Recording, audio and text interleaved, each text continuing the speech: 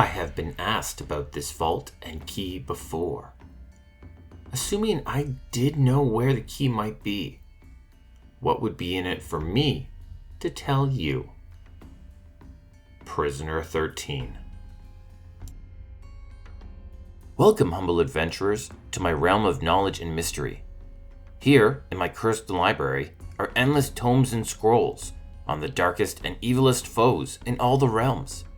Be they from Dungeons & Dragons, Pathfinder, the many worlds of darkness, or any realm in between. Welcome to the Dastardly decimal system.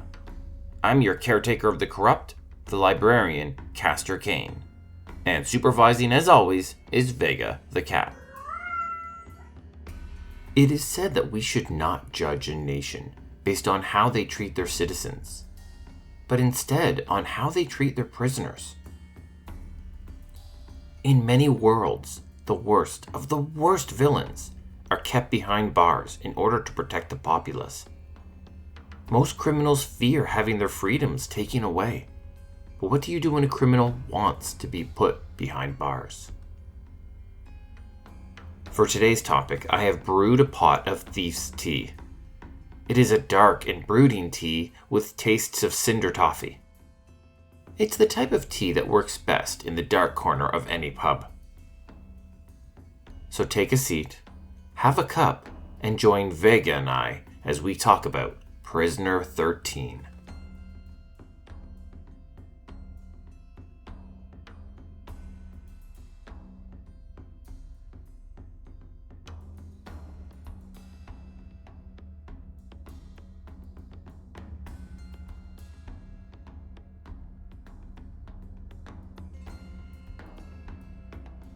Prisoner 13 is a tightly muscled dwarven woman. Her red hair is cut short, shaved almost entirely on one side, and shoulder length on the other. She is often seen in dirty white prison garbs, tied together with a simple rope belt. Tattoos cover her body from her collarbone to her ankles, with a small number of them even crawling up and across her face. These tattoos include many things. There's an excerpt of dwarven poetry etched across her neck and shoulders, a storm of brilliant flame covering her back, black and gray smoke and shadow coils down her left arm, ending in runes on the fingers of her left hand. Purple and blue knotwork and runes run across the back of her right arm. Silver and brown mountain peaks cover her chest. Swirling green and blue water form a river across her stomach. The word power and plunder in Dwarven are tattooed on her hips. And hidden amongst all those tattoos are traced sigils, blending in with the rest of the design. These tattoos, however, are far from mundane. Each tattoo grants her magical power and abilities, ones that she uses in prison to both protect herself and to grow her empire. The river tattoo helps her escape from being restrained or grappled. The firestorm tattoo gives her a flame attack that will burn those nearby. The tattoo on her hands will empower her punches with arcane force damage. The shrouds and shadows mean she cannot be spied on. The mountain tattoo makes her skin as tough as stone, protecting her from all manners of attacks. The hidden sigils allow her to telepathically talk to her agents, anywhere, as long as they're on the same plane. And the knotwork on her right arm? Well, that is what the Axebreaker dwarves are desperate to discover. Prisoner 13 is a dangerous foe. In combat, she will strike either from a distance or up close using her force tattoo. She will slip out of any grapple or cuffs using the water. And if too many foes get nearby, she activates the firestorm, burning all of them to a crisp. And yet, despite all of that, she chooses to willingly stay in prison.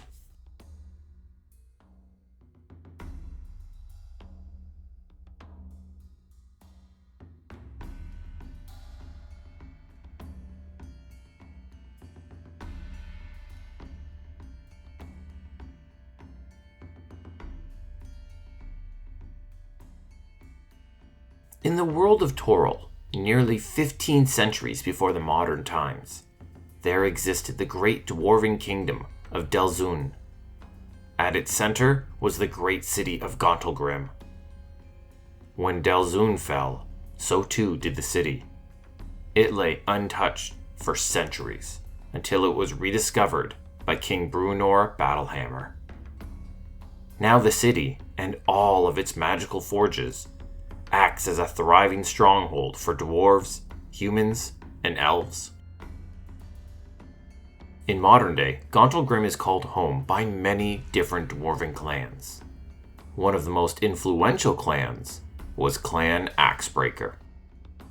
Now, as all of these clans fought and gamed for better power and position within the Gauntlgrim, they would often recruit allies from outside of their clan to act as agents, spies, or even thieves. Working as an ally and agent for Clan Axebreaker was Corda Glintstone. She was a cunning agent, working as a spy, thief, and mastermind. This dwarven woman went on countless missions for the clan, building a network of informants and spies, all for the benefit of Clan Axebreaker. With each successful mission, she would add another tattoo on her body to celebrate.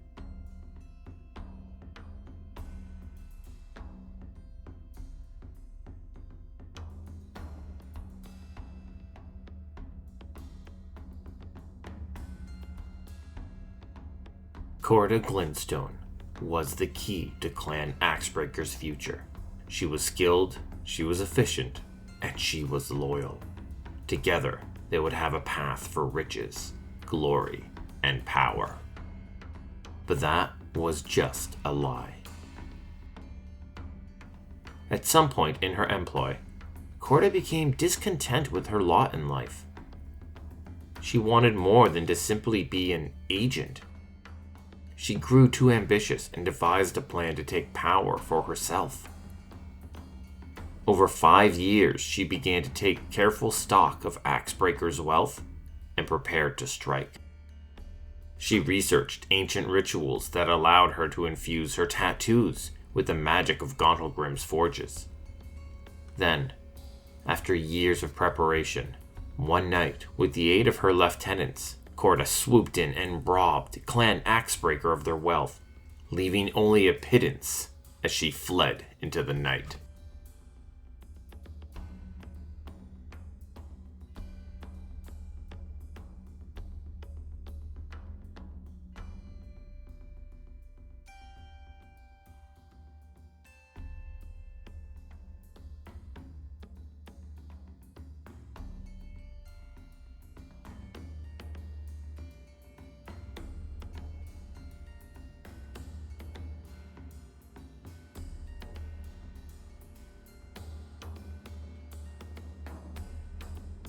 Clan Axebreaker dwarves frantically began a search for the thief.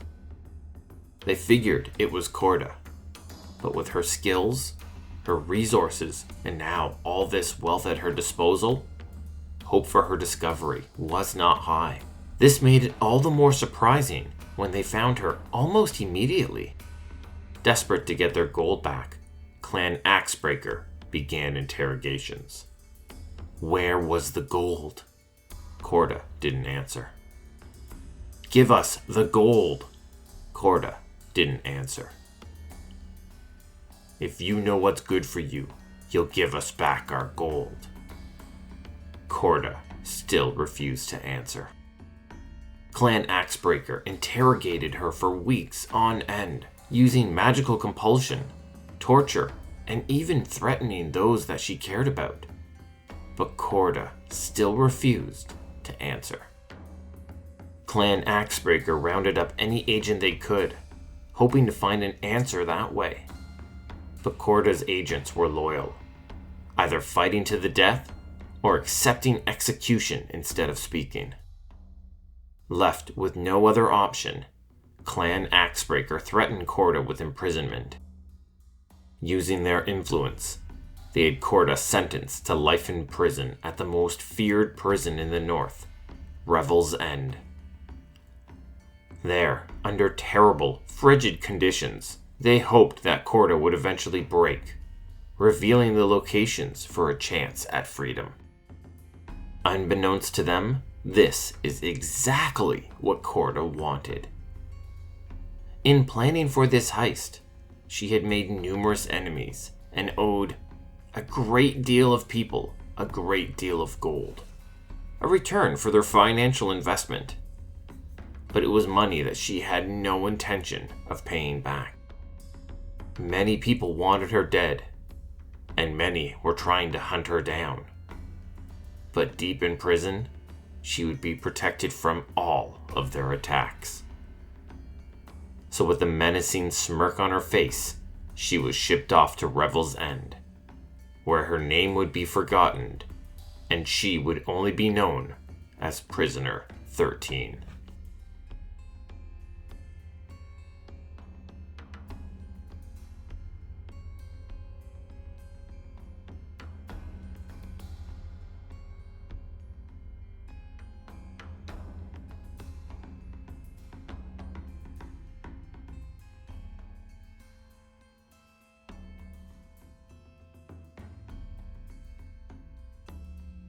In the frozen far of Faerun, located in the winter wildlands known as Icewind Dale, there existed Revel's End.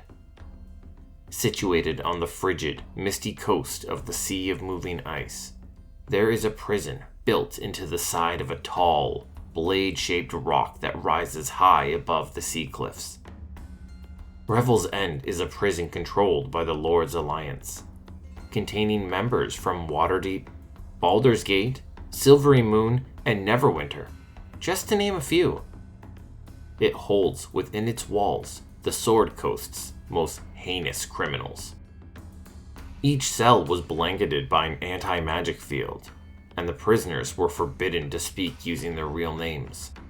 Only the warden, a secret member of the Harpers, had the list of everyone's true name and their crimes. She kept this in her ledger. Revel's End was truly a hell to be put in, one feared by most of the criminal class, but it was a hell that Corda desired.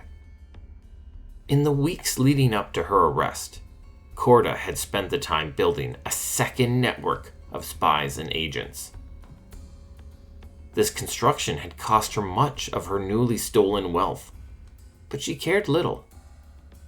The financial and power gain that would become available to her was nearly limitless.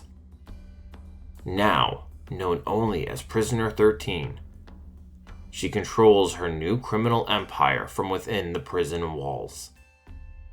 She uses the sigils of Telepath to contact her agents, helping them plan new tasks, heists, and even teaching them the espionage ways. All this, of course, occurs outside of her cell. While inside her cell, she is cautious and careful, the anti-magic field robbing her of her tattoo's magical protections. But outside of her cell, she is cocky, brave, and attentive.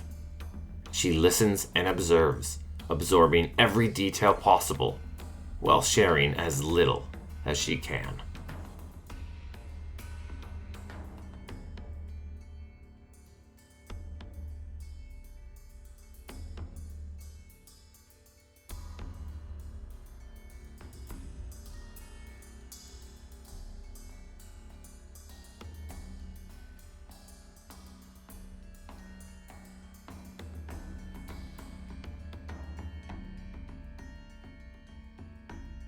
Clan Axebreaker spent years in financial hardship. They searched the vast and unending tunnels of Gauntlgrim in the hopes of discovering Corda's vault and their hidden treasure. After years of hardship, they finally had a shard of luck. They found Corda's vault, but they could not open it. The door was magically sealed, and they needed a key to unlock it. Sadly, the only one who knew the key's location was locked away in Revel's End. Varin Axebreaker, a dwarven noble, was entrusted to find the key. Now, nobody wanted to free Corda, but they needed her information.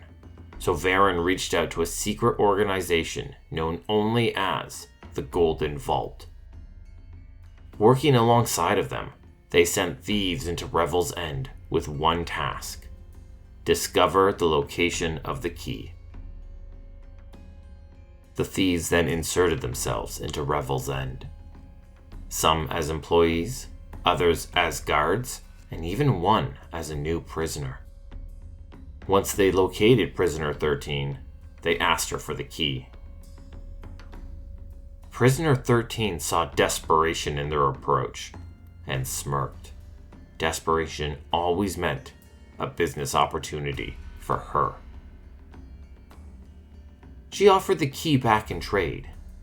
If they broke into the warden's office and retrieved her ledger, the one that revealed every prisoner's true name and their crimes, she would give them the key. When the thieves returned, she did as agreed and showed them her right arm. The purple and blue knotwork and runes that were tattooed on her right arm was the key to the vault that held her stolen treasure. If the symbol on her arm was drawn onto the door, then it would unlock and open, returning the treasure back to the Axebreaker clan.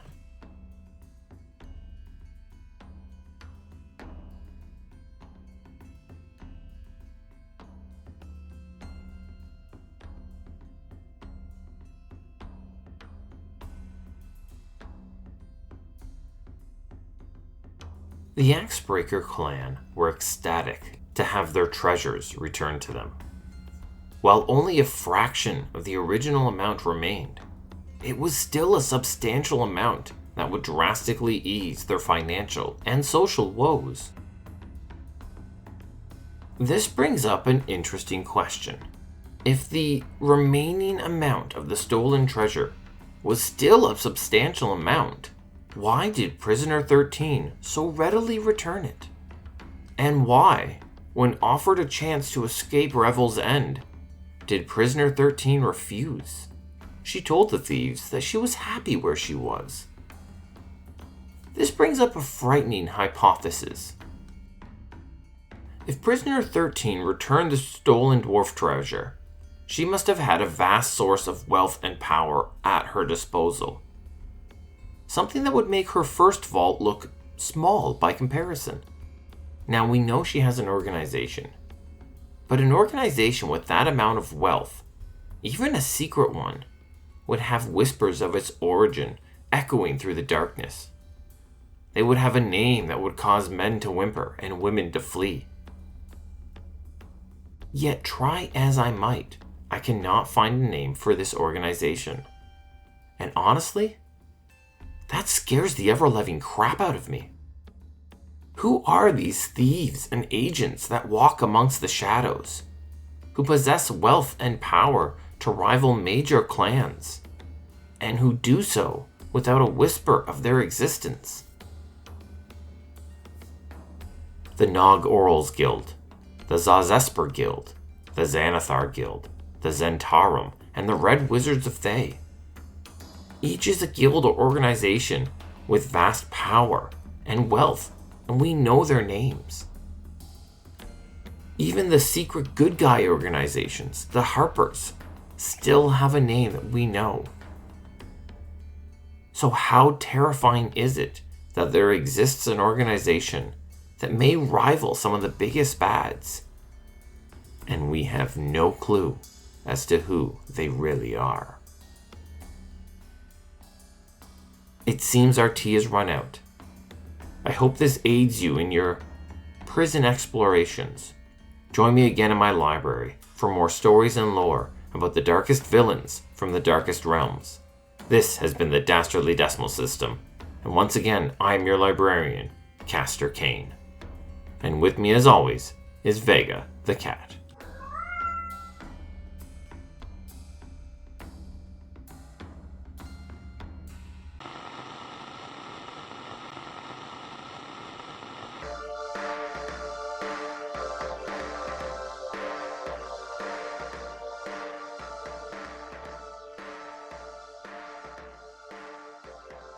Do you love the Dastardly decimal system and want to support us? Check out our new Patreon. Members will get access to show notes, official artwork, our new bonus episode series called Cleaning Up After Tea Time, and of course, plenty of cat pics of Vega voice actors Vash and Zid. You'll even be able to suggest a topic for a future episode. Check it out at patreon.com/Dastardly Decimal System. If you are not financially able and still want to support us, suggest the show to a D&D loving friend. It really helps us get noticed. The Dastardly Decimal System can be found on Twitter, Instagram, Facebook, TikTok, and Blue Sky at DD System Podcast. That's Delta Delta System Podcast. Drop us a message and say hi. Vega always loves the attention. This podcast was produced by Midnight Reading Audio, a division of Midnight Reading Publishing. The voice of Castor Cain is Larry Gent. The voice of Vega is provided by my cats, Vash and Zid. Thank you, and have a wonderful, wonderful day.